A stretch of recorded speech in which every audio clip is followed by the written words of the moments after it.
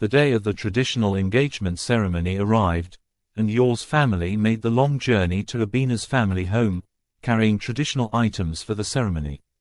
When they arrived, Abena's father warmly welcomed them, and the atmosphere was filled with celebration and joy. But then, something unusual happened. Mame Assedu, Yor's mother, couldn't shake a feeling of discomfort. As Abena entered the room, Mame Assedu's heart skipped a beat. She discreetly pulled out her phone, scrolling through the photos her son had sent. Her stomach dropped as she compared the photo to the woman standing before her. This woman, though polite and well-dressed, did not look like the Abena from the pictures Yor had sent. Confused and unsettled, Mame Assedu excused herself and spoke quietly to Yor's uncle. They stepped outside and, with shaking hands, dialed Yor's number. He answered eagerly, his voice filled with anticipation. But Mame Assedu's tone was grave as she relayed the shocking news. "Yor," she said carefully, "this woman. She isn't the same one in the picture." Yor's heart dropped. He listened in disbelief, questions flooding his mind. He couldn't imagine why Abena would deceive him like this. Desperate for answers, he called her on video, but she didn't answer. His heart pounded, and his stomach twisted with dread. What else could she be hiding? As Yor's family debated what to do, a few members suggested cancelling the wedding. But Mame Assedu, torn between anger and compassion, refused. She didn't want to bring shame upon either family, especially since they had already brought all the traditional items. Yor, struggling with disappointment and anger, reluctantly agreed to let the ceremony proceed. The woman he had dreamed of was not who she seemed, but his mother's insistence kept him from backing out. The ceremony concluded, but Yor felt numb. His mind was racing, his heart breaking, and all his dreams felt shattered. He watched from afar, his sense of betrayal consuming him. The love he had imagined now felt hollow, like an illusion that had evaporated into thin air. Months later, Yor returned to Ghana, his heart heavy with unresolved feelings. Seeing Abena in person felt surreal.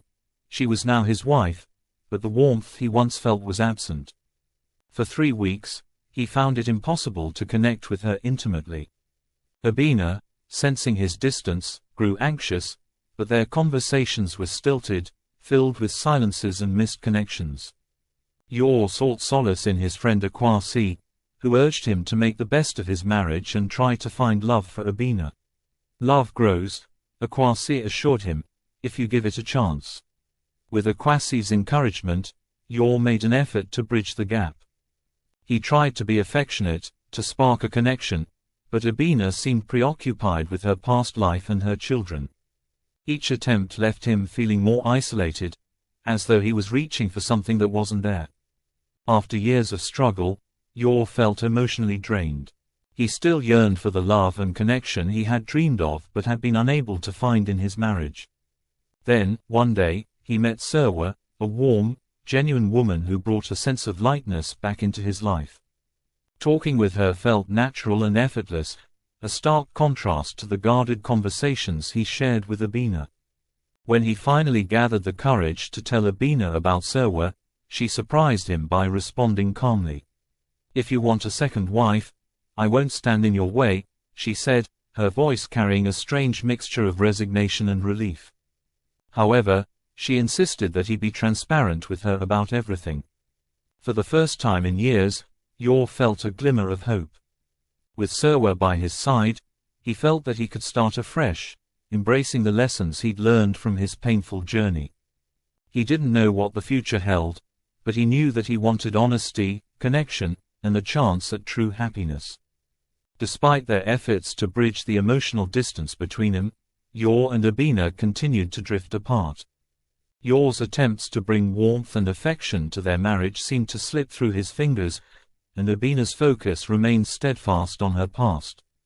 She often spoke of her children and memories that didn't include him, and Yor felt like a guest in his own home, an outsider in Abena's carefully guarded world. After much soul-searching, Yor made a decision that felt inevitable. He would seek a second wife. He wanted the companionship, trust, and warmth he had dreamed of when he first considered marriage. This choice felt like both a fresh beginning and a painful admission that he and Abena might never truly connect.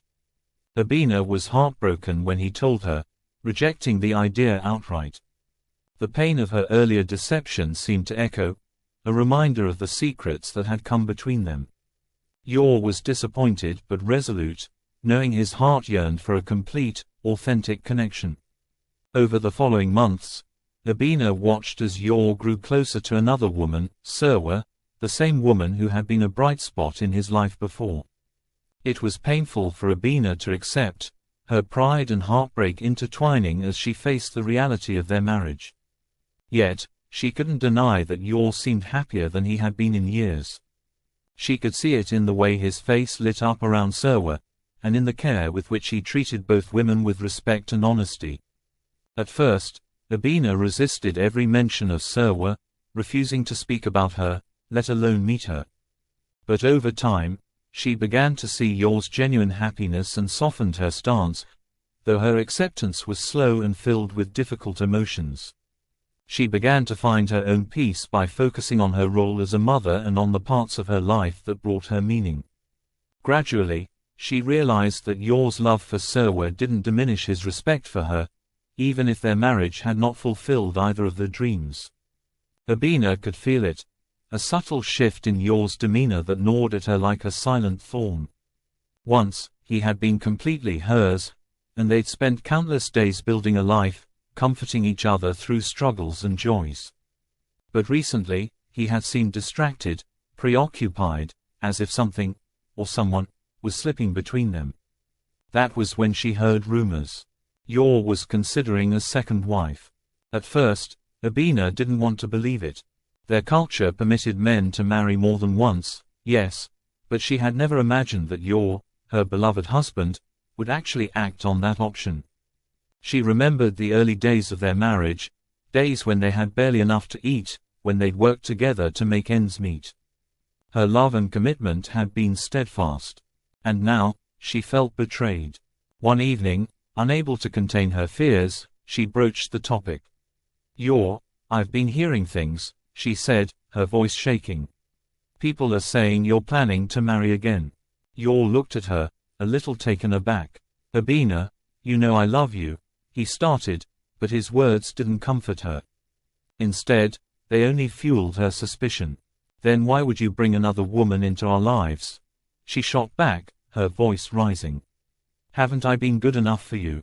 Haven't we built this life together, just the two of us?" Yor sighed. "It's not about you, Abena. It's not about what you've done or haven't done. There are expectations, pressures. And I feel that it might be right for me. You know our traditions." Abena clenched her fists. She couldn't bear the thought of another woman sharing her husband. "You talk about tradition, Yor, but what about us? What about our family? You know how much your mother is struggling. You told me just last week how your siblings can barely afford to pay for school. If you bring another wife into our lives, how will you support her?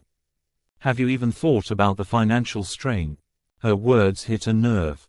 Yor's face hardened. "Abena, don't try to manipulate me with my family's troubles," he warned. "I have thought about it. But don't try to make me feel guilty for wanting this." But Abena couldn't stop. Her jealousy was like a rising tide, pulling her deeper.